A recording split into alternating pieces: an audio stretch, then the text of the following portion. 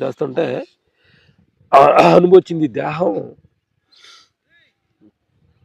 ఈ దేహం మలం, మూత్రము, సీము, నెత్తురు, కొవ్వు తోటి తయారైంది.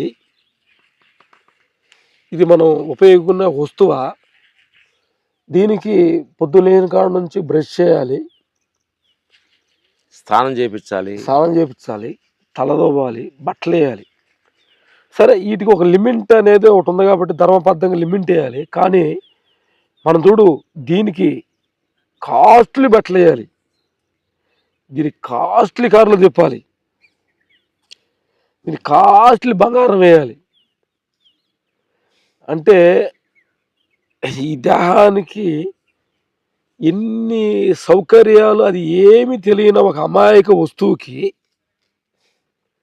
జడ పదార్థం అనే ఒక దేహానికి ఎన్ని అలంకారాలు వేసి, ఎన్ని పౌడర్లు పూసి, చెంట్లు కొట్టి, కారులో తిప్పి, బిల్డింగులో పుణుకబెట్టి, దీన్ని ఎంత పాదనిత్రమే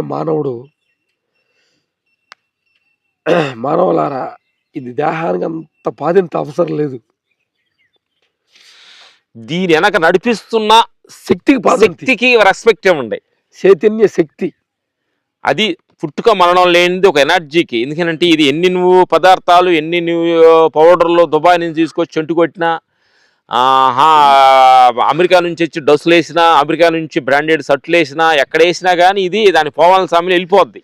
కానీ నిరంతరం మారుతుండే మనస్సు, మారుతుండే దేహం, బాల్యం, బుద్ధి, బుద్ధి అన్ని మారుతున్నాయి. అన్ని మారేయే. ఈ మా తెల్ల ఎంటికలు చూడు, ఇంతకుముందు నల్లగా ఉండే, ఇప్పుడు తెల్లగా అయిపోయింది, మారిపోతుంది.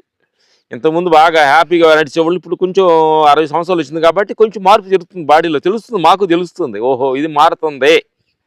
కొన్నాళ్ళు 60 తర్వాత 70 కొంచెం మారుతుంది, 70 80 తర్వాత మారుతుంది, ఆ తర్వాత 100 మారిపోయే దేహం మారిపోద్ది. అందుకని నా మిత్రులారా, మారే ఈ మార్పుని గమనించండి.